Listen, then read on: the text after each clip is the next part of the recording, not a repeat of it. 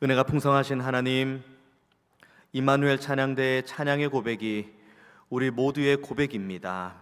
더욱 하나님을 올려드리고 더욱 하나님을 향한 온전한 믿음으로 나아가기 원하는 임마누엘 찬양대원들, 그리고 이 자리에 함께 예배하는 우리 모든 예배자들의 간구의 소원을 주님께서 기억하시고 하나님의 때의 방법으로 응답하시는 놀라운 손길을 경험하게 하여 주옵소서.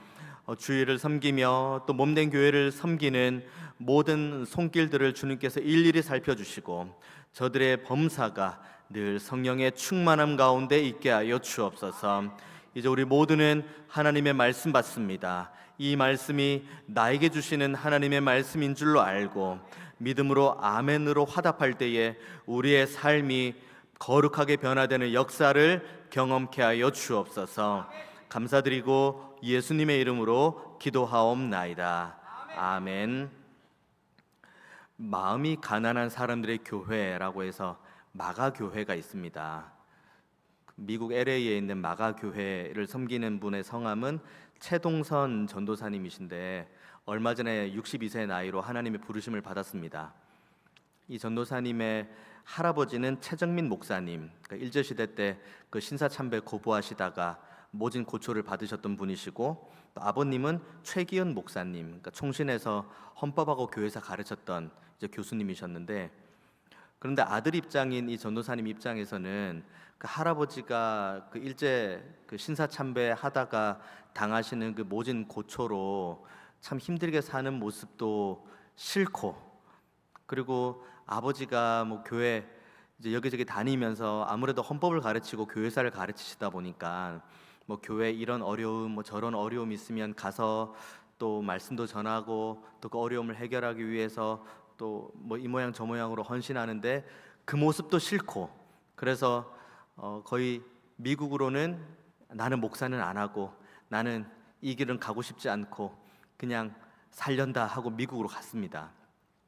그리고 젊은 나이에 가서 사업을 시작하시고 그렇게 운영을 하는 가운데 말 그대로 30대에 사업이 완전히 망하게 되는 걸 경험했습니다. 그러니까 이국 만리에서 사업이 망한다는 것은 뭐 더 이상 소망이 없는 거죠. 뭐 아는 사람이 있는 것도 아니고, 그리고 뭐 부모님이 곁에 계시는 것도 아니고, 그리고 그렇다고 좋은 마음으로 미국에 온 것도 아니고, 그러니까 이제 절망입니다.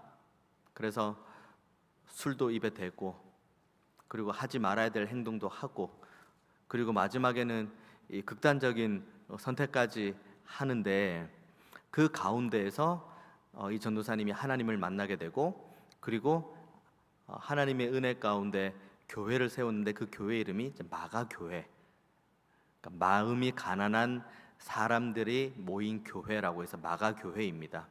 이분이 마가교회를 섬기면서 항상 강조했던 것, 그리고 늘 말씀을 나누었던 것 중에 하나는 주님은 항상 죄인 가운데 찾아오신다. 그리고 주님께서는 그 죄인들에게 오늘도 사랑과 긍휼을 베푸신다. 그리고 주님께서는 어둠 가운데 빛으로 찾아오신다. 그리고 그 어둠을 밝은 빛으로 비추시고 다시 한번 그 사람이 소생케 되는 은혜를 주님께서는 보기 원하신다. 뭐 오랫동안 사역하시면서 평생을 설교하셨겠죠. 그런데 방금 제가 여러분들에게 나누었던 말씀은 그분이 늘 강조했던 내용 중에 하나입니다. 그리고 이분이 항상 자신이 목회를 하고 그리고 교회를 섬기게 된 궁극적인 이유는 내가 평안할 때, 내가 감사할 때, 내가 안전할 때, 그때 내가 교회를 섬기지 않고 가장 어려울 때, 앞이 깜깜하고 절망 가운데 있을 때 그때 만나셨던 주님, 나에게 빛으로 찾아오신 주님, 죄인을 찾아오신 주님, 그 주님을 만났기 때문에 나는 지금 이 자리에 설 수 있었다, 그 말씀을 하십니다. 이 은혜가 저와 여러분에게도 동일하게 있기를 원합니다. 주님은 오늘도 저와 여러분을 찾아오기 원하시고 여러분의 마음 문을 이렇게 두드리기 원하십니다.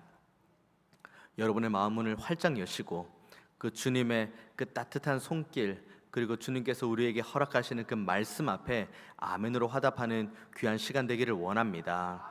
지금 이 전도사님이 만나셨던 주님, 그 주님, 그리고 전도사님이 이 주님을 만났을 때와 아주 흡사한 상황이 지금 오늘 본문에 나오는데, 오늘 본문 18절 19절의 말씀입니다.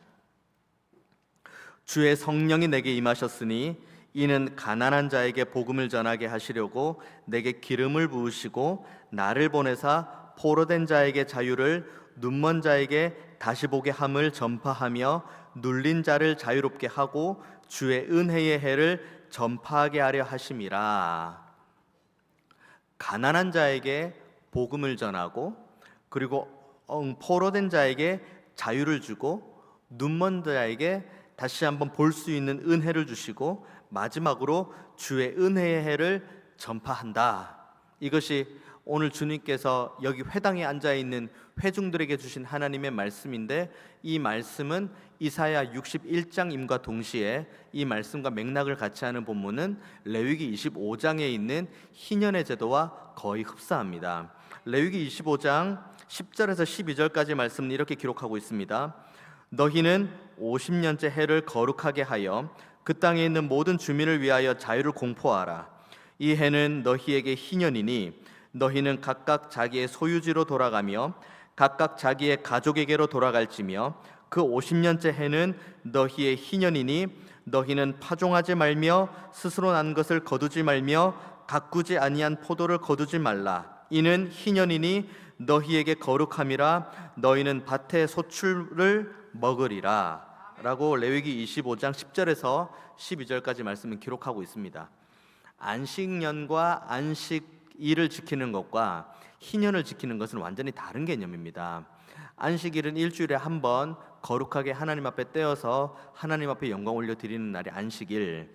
안식년은 이제 7년째 되는 해에 하나님 앞에서 거룩하게 안식하면서 하나님께서 우리에게 허락하신 은혜가 얼마나 큰지를 말씀하고 있는 것이 안식년입니다. 희년은 50년에 한 번씩 있는 겁니다. 그러니까 안식년 7번을 7번씩 지낸 49회째가 지나고 50년째의 희년을 선포합니다. 희년은 단순히 안식년처럼 한 해를 쉬는 개념이 아니라, 만약에 내가 가난해서 내가 가지고 있는 땅을 부자에게 저당 잡히고 일정 금액을 받아가지고 내가 하루 생활했다면, 이제는 희년이 되면은 그 저당 잡혔던 땅을 다시 돌려받을 수 있게 되는 기회가 생기는 것이 이 희년입니다. 그리고 내가 너무 경제적으로 어려워서 나 스스로의 신분을 노예의 신분, 그러니까 억눌린 자의 신분으로 팔았다면, 희년에는 이제 모두가 자유인이 되고 더 이상 노예와 종의 신분에서 벗어나서 정말 자유롭게 지낼 수 있는 신분으로 변화될 수 있는 것이 희년입니다. 희년은 50년에 한 번 있기 때문에 누군가는 한 번도 희년의 은혜를 경험하지 못하고 하나님의 부르심을 받을 수도 있습니다. 50년에 한 번 있으니까요. 이 말씀을 지금 오늘 이 얘기를 하면서 주님께서 내가 지금 이곳에 온 이유는 이제 이사야 61장의 말씀, 그리고 레위기 25장의 말씀을 가지고 말씀을 하시면서 이를 위해서 왔다. 가난한 자에게 내가 복음을 전하고, 그리고 억눌린 자에게 내가 자유를 주고, 눈을 못 보는 자, 앞을 못 보는 자에게 내가 앞을 보게 할 것이고, 그리고 마지막으로 주의 은혜의 해를 내가 전파하기 위해 이 땅에 왔다라고 말씀을 하시고 책을 덮습니다. 책을 덮으신 다음에 그 다음에 주님께서 이제 회중들이 주님을 보죠. 책을 덮었으면 이제 이 말씀이 어떤 말씀일까 이제 기대합니다. 그러면 우리는 일반적으로 드는 생각은 희년은 이만저만하고, 이사야 61장의 1절은 이런 내용이 있고, 2절은 저런 내용이 있고, 3절은 이런 내용이 있으니까 그렇다, 이러니까 너희들이 은혜 받아라, 이렇게 길고 장황하게 주님께서 말씀하실 것 같은데, 20절에 책을 덮으신 이후에 그 맡은 자에게 주시고 앉으시니 회당에 있는 자들이 다 주목하여서 주님을 봅니다. 그때 21절에 이렇게 기록합니다. 이에 예수께서 그들에게 말씀하시되 이 글이 오늘 너희 귀에 응하였느니라 하시니. 어떤 설명이 없어요. 그냥 하나님께서 하나님의 말씀을 선포한 다음에 이사야 61장의 말씀, 레위기 25장의 말씀, 이 말씀이 지금 너희들의 귀에 이미 응했다, 지금 이 말씀을 주님께서 하고 있으십니다. 사실 지금 이 말씀을 듣고 있는 회중들, 그러니까 회당에 앉아 있는 많은 유대인들의 입장에서는 응한 게 별로 없습니다. 왜냐하면 400년 동안 하나님의 말씀에 침묵기를 경험하고 있죠. 물론 예수님께서 이 땅에 성육신 하셔서 지금 말씀을 전하고 있지만 이 직전까지의 상황, 그리고 예수님을 주로 고백하지 않는 이들은 여전히 깜깜한 상황입니다. 하나님의 말씀은 없구나, 하나님이 우리를 버리셨나 라는 그 시점입니다. 깜깜하죠. 그렇다고 자신들이 가지고 있는 정치적인 상황이나 국력이 예전 다윗과 솔로몬처럼 화려한 것도 아니었습니다.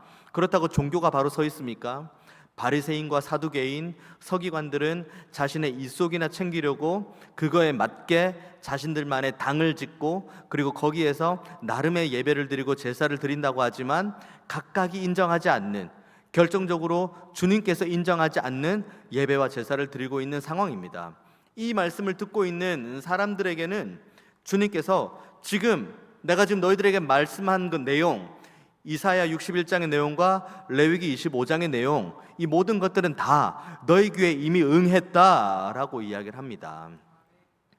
예수님 한 분이면 충분하다는 겁니다.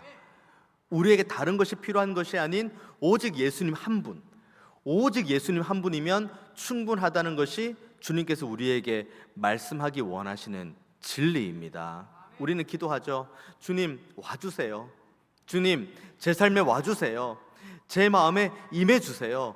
저와 동행해 주세요. 저에게 은혜 주세요. 주님 이미 우리와 함께 하십니다. 주님 이미 우리와 동행하십니다. 그리고 주님 이미 우리와 함께 하시며 은혜를 주십니다. 근데 우리는 계속 주님 나와 동행해 주세요, 나와 함께 하기 원합니다, 주님 저에게 은혜 주세요 라고 말하는 이유가 뭡니까?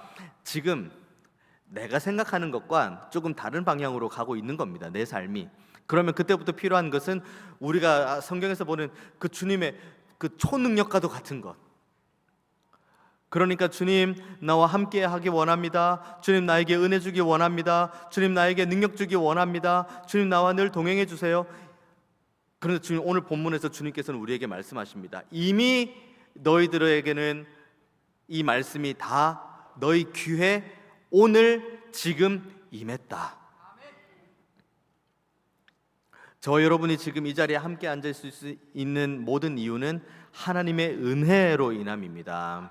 우리가 자격이 있기 때문도 아니고 우리에게 뭔가 예배를 드릴 만한 조건이 갖추어진 것도 아닌 전적인 하나님의 은혜요, 하나님의 긍휼하심입니다. 그러면 우리가 바라는 것은 하나밖에 없습니다. 주님, 우리가 사랑하는 유일한 분은 예수님, 우리가 높여드려야 될 유일한 분은 하나님. 우리는 더 낮아지고 더 겸손해지고 나는 없어지고 하나님의 영광만, 하나님의 은혜만, 하나님의 말씀만, 하나님의 주권과 하나님의 섭리만 오직 높여드려야 됩니다. 주님 이거 응답해 주세요. 그래서 응답되면 감사하죠. 주님 이건 주님의 전적인 은혜가 아니면 안 되는 겁니다. 그때 주님께서 응답 주십니다. 감사하죠. 모든 것 다 감사합니다. 그런데 우리가 절대로 놓쳐서는 안 될 감사의 제목 하나는 주님께서 지금 이미 나와 함께 하신다는 것. 주님께서 나와 함께 하시며 나를 사랑하시고 나를 긍휼로 안으시고 나를 지금도 은혜 가운데 인도하신다는 것. 과거의 어느 시점이 아니라 지금 이 시점에 주님은 나와 함께 하시고, 너무 감사한 것은, 그리고 다행인 것은 우리의 앞으로의 모든 삶의 여정도 이와 같은 은혜로 채우신다는 겁니다. 우리가 가난함 가운데 있고, 여기 본문을 보면 포로된 가운데 있고 눈먼 가운데 있을 수 있습니다. 하지만 이 모든 순간마다 은혜 주시는 분은 하나님이십니다. 그 전도사님께서 그 교회를 개척하시고 세우시고 주님께서 부르셨던 그 모든 과정 가운데 경험했던 것은 가장 캄캄할 때, 앞에 소망이 없을 때, 여기 본문으로 따지면은 가난할 때, 포로일 때, 그리고 앞을 못 볼 때, 주의 은혜가 없는 것처럼 보일 때, 바로 그때 주님께서는 이미 그 전도사님과도 함께 하셨고 그리고 지금 이 자리에 앉아 있는 우리와도 함께 하십니다. 우리가 이 은혜에서 절대로 떠나지 않기를 원합니다. 이 은혜 앞에 감사하는 저와 여러분 되기를 원합니다. 그리고 18절과 19절의 말씀을 쭉 하시면서 처음과 중간쯤에 가장 중요하게 기억해야 될 말씀이 있습니다. 18절 말씀, 주의 성령이 내게 임했다. 그리고 그 다음 중간쯤에 내게 기름을 부으셨다. 그러니까 주님께서는 이 땅에 오셔서 가난한 자에게 복음을 전하고, 그리고 눈먼 자를 보게 하시고, 그리고 포로된 자를 자유롭게 하시고, 그리고 주의 은혜의 해를 선포하는데, 이 모든 것에 앞서야 될 것, 이 모든 것에 반드시 기억해야 될 것은 주의 성령이 내게 임했다입니다. 예수님의 모든 행적을 보면 모든 행적마다 다 성령의 은혜와 성령의 인도하심으로 기록하고 있습니다. 예수님께서 요단강에 세례를 받기 위해서 오셨죠. 그때 세례 요한으로부터 세례를 받았을 때 성령이 비둘기와 같은 모습으로 임했다고 이야기를 하죠. 그 다음에 예수님께서 성령의 인도하심을 따라서 광야로 갔습니다. 그리고 성령의 은혜로 하나님의 모든 말씀을 밝히 깨달아서 그래서 마귀의 모든 시험을 이기셨습니다. 그리고 오늘 본문도 마찬가지죠. 내가 가난한 자들에게 복음을 전하는 것도, 그리고 포로된 자에게 자유를 주는 것도, 그리고 앞을 못 보는 자들에게 앞을 보게 할 수 있는 것도, 그리고 은혜의 해를 선포할 수 있는 것도, 모든 것은 다 성령의 은혜로만이 가능하다. 이 말씀을 지금 예수님께서 하고 계십니다. 예수님께서 성령의 은혜를 강조하고 성령의 은혜를 힘입어서 하는데 하물며 우리겠습니까? 성령의 충만함은 다른 데 있지 않습니다. 성령의 은혜를 쫓아 산다는 것은 다른 데 있지 않습니다. 우리가 성령에 충만하다는 것은 창세기 1장부터 요한계시록까지 하나님의 말씀 1.1획의 오류도 없는 하나님의 말씀을 우리가 받을 때에 이 모든 말씀을 우리가 마음으로 믿고 또 마음으로 깨달을 수 있는 은혜가 있다는 것이 성령의 충만함에 이른 상태입니다. 우리가 깨달았습니다. 창세기 1장부터 요한계시록 마지막 장까지 하나님의 말씀을 읽는 가운데 하나님의 말씀 깨달았습니다. 성령의 충만함이죠. 그러면 깨달음으로 끝납니까? 그러면 깨달은 대로 우리는 하나님의 말씀 붙들고 살아가야 되는데 이것이 또 내 힘으로 안 됩니다.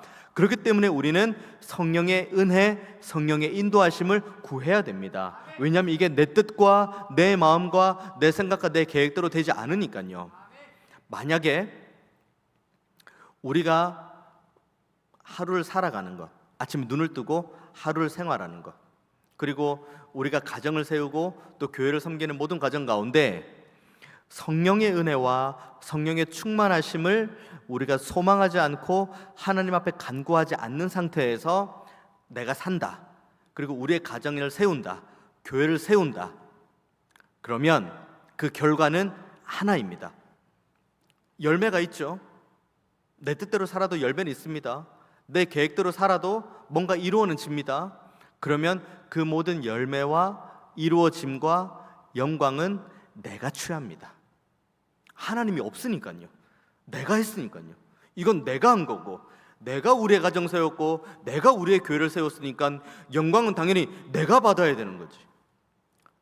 그래서 우리 주님께서 끝까지 수많은 사역들 가운데서도 항상 따로 시간을 떼어서 하나님 앞에 기도했던 이유는 딱 하나입니다.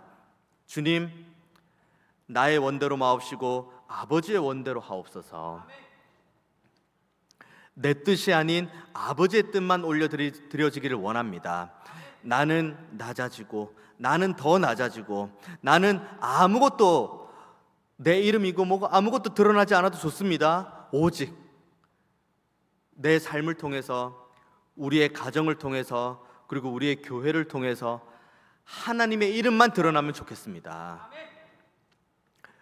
이름 석자 아니요. 우리가 드러내야 될 분, 유일한 분은 우리 아버지 하나님밖에 없습니다. 이 은혜가 마음 가운데 있고, 그래서 주님, 제가 아무리 깜깜한 가운데 있고 제가 가장 어두운 가운데 있을 때에도 제가 주님만 바라봅니다. 주님의 음성만을 듣기 원합니다. 주님의 은혜만을 따라가기 원합니다. 그때 우리는 21절의 주님의 말씀, 이 글이 오늘 너희 귀에 응하였느니라는 하나님의 칭찬과 인정을, 그리고 은혜를 받을 수가 있습니다. 이 말씀은 미래의 어느 시점에 응답받는 것이 아니라, 과거에 내가 예전에 그랬지라고 옛날 추억하는 것이 아니라 언제라고요? 지금, 오늘입니다. 오늘 주님의 은혜에 응답받고 오늘 주님의 은혜에 감사하는 저와 여러분 되기를 원합니다. 그런데 22절의 말씀 보면 다른 마음을 품는 사람이 나옵니다. 그들이 다 그를 증언하고 그 입으로 나오는 바 은혜로운 말을 놀랍게 여겨 이르되 이 사람이 요셉의 아들이 아니냐. 제가 조금 더 이게 이 비웃음과 비아냥을 좀 섞여가면서 이렇게 말을 할 수 있을 것 같은데, 이게 이 강단이니까 제가 그렇게는 못하겠고, 지금 이 상황이 어떤 상황이냐면 은혜의 말씀 들었어요. 그리고 나의 존재만으로 너희들의 귀에 이미 은혜가 응했다, 이 말씀을 듣고 있습니다. 그런데 문제는 어떤 사람들은 지금 마음 가운데 뭐라고 생각하냐면, 저 요셉의 아들 아니야? 무슨 말 하는 거야? 지금 이 얘기를 하고 있는 겁니다. 아니, 그 얘기 무슨 말인지 알겠는데, 좋은 말인지 알고, 뭐 내가 다 알겠는데, 그런데 그거는 그냥 사람의 가르침이지, 요셉의 아들의 말이지, 뭐 저거는 하나님의 말씀은 아니야. 지금 이 정도의 어떤 비아냥으로 지금 이 얘기를 하고 있습니다. 이 말씀에 대한 무서운 경고의 말씀이 마태복음 7장에 나옵니다. 마태복음은 5장, 6장, 7장은 산상수훈에 대한 내용이죠. 산상수훈에서 하나님께서 지금 이 백성들에게 주시는 말씀이 기록되어 있는데, 마지막 거의 결론부에 마태복음 7장 5절과 6절에 이런 말씀 적혀 있습니다. 마태복음 7장 5절 6절 보면은 외식하는 자여, 이렇게 시작합니다. 외식하는 자는 마음이 두 개입니다. 두 개. 마음이 반반. 내 귀에 이 말씀이 괜찮으면 받고, 좀 그래, 저 말씀은 좀 그래 하면은 안 받고 하는 그 마음의 반반인 자를 외식하는 자라고 이야기합니다. 보십시오. 외식하는 자여, 먼저 내 눈 속에서 들보를 빼어라. 그 후에야 밝히 보고 형제의 눈 속에서 티를 빼리라. 거룩한 것을 개에게 주지 말며 너희 진주를 돼지 앞에 던지지 말라. 그들이 그것을 발로 밟고 돌이켜 너희를 찢어 상하게 할까 염려하라. 진주가 귀한 것 압니까? 돼지는, 개는, 여기 본문에 보면은 개에게 아무리 거룩한 것을 줘도 멍멍이는 모른다는 거예요. 그리고 돼지도 마찬가지입니다. 진주를 줘도 먹을 건 줄 알고 딱 먹었는데 진주가 딱딱하잖아요. 말랑하지 않고 맛도 없잖아요. 그러니까 에이 이거 뭐야 하고 뱉은 다음에 이 진주를 준 주인을 오히려 더 상하게 할 수가 있는 거죠. 하나님의 말씀은 어떤 것도 버릴 것이 없습니다. 모든 말씀은 다 하나님께서 우리에게 허락하신 은혜의 말씀이고, 그 말씀이 심지어 우리의 마음을 아프게 하는 말씀이라 할지라도 그 말씀은 하나님께서 우리에게 허락하신 생명의 말씀, 은혜의 말씀입니다. 모든 말씀이 우리의 삶을 향하고 있고, 그 말씀이 우리의 삶에 잘 뿌리 박았을 때 우리의 삶은 아름답게 그리고 거룩하게 변화할 수가 있습니다. 성화라고 이야기를 하죠. 그런데 만약에 외식하는 자, 오늘 본문으로 따지면 22절의 말씀을 기록된 여기 요셉의 아들 아니야? 지금 말하고 있는 사람, 저 사람 뭐야 요셉의 아들 아니야? 근데 뭐 저렇게 말하고 있어? 라고 하는 그 마음으로 받는다면,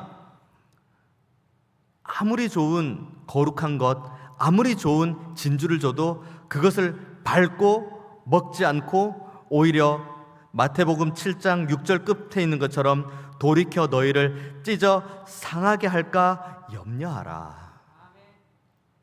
우리가 어느 주소에 있는지를 명확하게 바라보는 저와 여러분 되기를 원합니다. 외식하는 자의 자리에 있는지, 우리가 하나님의 말씀을 정말 어떤 말씀이든, 창세기 1장부터 계시록까지 어떤 말씀이든 내 마음에 그 말씀이 내 마음에 합한 마음이든 내 마음에 맞지 않는 마음이든, 때로는 이것이 내 귀에 옳은 말씀이든 때로는 이게 내 귀에 들리기에 부담이 되는 말씀이든, 어떤 말씀이든 내 마음에 받겠다. 그러면 우리는 거룩한 것 진주를 거룩한 것답게 진주답게 받고 우리의 삶은 변화됩니다. 하지만 그렇지 못한 이들, 요셉의 아들 아니야? 저 사람 뭐야? 그렇게 외식하는 이들은 어떠한 파괴적인 결과가 나오는지가 23절부터 30절까지 나오는데, 주님께서 두 명의 구약의 선지자를 인용하면서 너희들이 얼마나 지금 외식하고 있는지를 말해줍니다. 첫 번째는 엘리야입니다. 엘리야 때는 그때 당시 오늘 본문을 보면은 25절의 말씀, 엘리야 시대에 하늘이 3년 6개월 동안 닫혔습니다. 그래서 온 땅에 큰 흉년이 들었습니다. 그때 26절, 오직 시돈 땅에 있는 사렙다의 한 과부에게 갑니다. 그때 마침 과부는 남아있는 양식이 얼마 없는데 그 양식을 내가 먹고, 이제 내가 이거 먹고 마지막 양식이다 생각하고 먹고 죽자. 이 찰나에 엘리야가 온 겁니다. 그리고 엘리야가 그거 나 주라고 이야기를 합니다. 주시겠습니까? 이거 먹고, 이거 마지막인데 이거 먹고 죽자 이건데. 근데 그 과부가 줘요. 그리고는 그 이후로 그 가정에는 먹을 것이 단 한 번도 끊어지지 않았습니다. 엘리사도 마찬가지죠. 나아만 장군은 이스라엘 사람도 아니고 유대인도 아닙니다. 오히려 이스라엘을 괴롭히며 침략하는 그 이방 나라의 군대 장관이죠. 그런데 그 나아만의 나병을 고칩니다. 시돈 땅에 있는 사람도 유대인이 아니에요. 나아만 장군도 유대인이 아니에요. 그래서 22절에 이 비아냥을 들으신 다음에 25절, 26절 보십시오. 이렇게 말씀하십니다. 내가 참으로 너희에게 이르노니 엘리야 시대에 하늘이 3년 6개월간 닫히어 온 땅에 큰 흉년이 들었을 때에, 여기서 중요합니다. 이스라엘에 많은 과부가 있었으되 엘리야가 그중 한 사람에게도 보내심을 받지 않고, 27절도 보십시오. 또 선지자 엘리사 때에, 중요합니다. 이스라엘에 많은 나병 환자가 있었으되 그 중에 한 사람도 깨끗함을 얻지 못하고, 주님을 사랑하지 않고 주님을 나의 유일한 구세주로 모시지 않고 주님의 은혜를 사모하지 않는 상태에서 외식하는 자리로 앉아있는 우리의 모습을 주님께서 엄중하게 경고하는 내용이 바로 이 본문입니다. 이스라엘 땅에 과부 한 명 없었겠습니까? 이스라엘 땅은 풍년이고 여기 시돈 땅만 흉년이었습니까? 다 흉년이었어요. 이스라엘에 많은 과부가 있었습니다. 모두가 다 흉년 때문에 고통 가운데 있었죠. 그런데 엘리야가 찾아갔던 곳은 유대인이 아니었습니다. 이스라엘 땅도 아니었죠. 엘리사도 마찬가지입니다. 나병 환자가 이스라엘 땅에 아무도 없었으니까 여기 이제 내가 고칠 사람 없으니까 이제 그러면 한 이방 땅으로 한번 가볼까? 그 마음으로 갔습니까? 동족 중에 나병 환자가 얼마나 많이 있습니까? 그런데 그들을 다 뒤로 하고 나만 장군을 고치십니다. 외식하는 자들이 가지고 있은 그 마음에 대해서 주님께서 엄중하게 경고합니다. 이 경고를 하면 마음에 찔림이 있고 화가 있어야 되는데, 28절 보십시오. 회당에 있는 자들이 이것을 듣고 다 크게 화가 나서, 누구한테 화가 납니까? 주님한테 화를 내는 거예요. 그리고는 29절, 일어나 동네 밖으로 쫓아내어 그 동네가 건설된 상 낭떠러지까지 끌고 가서 밀쳐 떨어뜨리고자 하되. 지금 누가 누구에게 화를 냅니까? 하나님의 말씀을 받고 내가 이 말씀대로 살지 못하면 그로 인해서 변화되지 못하고 여전히 그 자리이고 여전히 은혜 받지 못하고 여전히 답답한 가운데 있는 나한테 화를 내야죠. 자기 자신한테 화를 내야죠. 주님한테 화낼 일이 뭐가 있습니까? 주님께서는 오늘도 우리에게 생명의 말씀을 주시고 우리의 연약함을 다만 불쌍히 여기셔서 회개의 자리, 은혜의 자리로 인도하시면은 주님께서 이 은혜가, 이 말씀이 오늘 너희 귀에 응했다라고 말씀을 주시려고 우리를 향해서 손을 펼치는데, 그리고 이 말씀을 주시는데 우리는 그 말씀이 싫은 거예요. 그리고는 왜 주님 제 뜻대로 안 됩니까? 왜 제 마음대로 안 됩니까? 왜 제 생각대로 안 됩니까? 하면서 오히려 주님 앞에 화를 내는 모습이 우리들의 모습이 있고, 더 나아가서 29절에 보면은 이 화를 주체하지 못하고는 주님을 밀고 밀어가지고 낭떠러지로 밀려고까지 하죠. 우리가 주님을 얼마나 많이 밀어냅니까? 주님은 지금도 우리 안에 좌정하고 계시고, 지금도 우리에게 말씀 주시기 원하시고, 우리에게 은혜 주시기 원하시는데, 무슨 말씀인지는 알겠고, 목사님 무슨 말씀인지 제가 잘 알겠는데, 그 말씀이 무슨 말씀인지 제가 알겠는데, 다 알겠는데 제 생각은 그렇지 않습니다. 여러분들이 목사를 밀어내는 것 좋아요. 목사의 말씀이 나 모르겠어요, 제 말을 밀어내는 것 괜찮아요. 그런데 하나님을 밀어내지 마십시오. 주님을 밀어내서는 안 됩니다.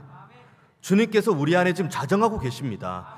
지금도 우리에게 말씀을 주시고 은혜를 주시고, 그리고 우리의 삶을 가장 선한 길로, 온전한 길로 인도하기 원하시는 사랑의 주님이 우리 안에 계시는데, 우리가 너무 여기 22절의 말씀처럼, 그리고 28절과 29절의 말씀처럼 하나님의 말씀을 취사 선택하는 것은 아닌지 돌아보는 저와 여러분 되기 원합니다. 저도 여러분들에게 복된 말씀만 전하고 싶어요. 복 받으세요. 은혜 받으세요. 만약에 복 달라는 본문이 있으면 그때는 복 달라는 말씀만 제가 드릴게요. 쭉 지나가다가. 근데 오늘 본문은 그렇지 않습니다. 오늘 본문은 두 마음을 가진 이들이 얼마나 그들의 삶에 파괴적인 역할을 하고 있는지가 이 본문에 너무나도 명확하게 나와 있습니다. 나를 드러낼 필요 없습니다. 나의 의와 나의 생각을 드러내고 내 지혜와 내 신앙의 연조와 내가 가지고 있는 경륜을 자랑할 필요도 없습니다. 우리의 자랑은 오직 십자가에 달리신 예수 그리스도, 그분이면 충분합니다. 우리가 올려드려야 될 것도 아무것도 없습니다. 오직 하나님만 높여드리면 됩니다. 이번 한 주간도 이 말씀 붙들고 살아갈 때 길은 두 가지 길입니다. 첫 번째는 우리가 하나님 말씀을 받고 그 말씀이 어떤 말씀이든 아멘으로 화답하고 성령의 인도하심만을 쭉 따라갈 때 주님께서 우리의 귀에 이 말씀 주실 겁니다. 오늘 이 말씀이 너의 삶에, 너의 가정에, 너희 교회에 응하였다. 또 한 가지 부류는 이겁니다. 무슨 말씀인지 알겠는데 저는 그렇게 생각 안 합니다 라고 하면서 주님을 밀어내는, 후자의 길이 아닌 전자의 길을 걷는 저와 여러분 되기를 원합니다. 그래서 30절의 말씀 보십시오. 예수께서 그들 가운데로 지나서 가시니라. 한 절이죠. 가버나움이다, 유대 땅이다, 예루살렘이다, 모든 곳을 다니시면서 주님께서는 기적을 베푸시고 은혜를 베푸시지만 이렇게 가신 뒤로 그의 고향에서는 기적을 베풀지 않으십니다. 주님의 은혜가 지금 우리와 함께합니다. 밀어내지 마십시오. 주님을 밀지 마십시오. 우리의 마음에 모시고 또 모시십시오. 그리고 주님만을 높여드리십시오. 주님만을 더 사랑하십시오. 주님의 은혜만을 구하십시오. 주님께서 우리의 삶을 반드시 책임져 주십니다. 그 은혜를 충만하게 경험하는 귀한 한 주 되시기를 주님의 이름으로 축원드리겠습니다. 기도하겠습니다. 은혜가 풍성하신 하나님, 우리의 삶에 주님의 말씀이 응하였다. 하나님의 따뜻한 음성 듣기 원합니다. 나의 뜻과 나의 원과 나의 생각이 아닌 아버지의 뜻과 아버지의 그 인도하심만을 따라서 살기를 원하오니 우리 안에 믿음 주시고 성령의 충만함을 주시되 무엇보다 하나님을 정말 사랑하는 마음, 하나님만을 믿겠다는 이 온전한 믿음을 우리에게 허락하여 주옵소서. 이 믿음 가지고 우리가 이 말씀 붙들고 한 주 살아갈 때에 우리의 삶을 책임지시며 능력의 장중에 붙드시는 하나님의 은혜를 경험하게 하여 주옵소서. 감사드리고 예수님의 이름으로 기도하옵나이다. 아멘.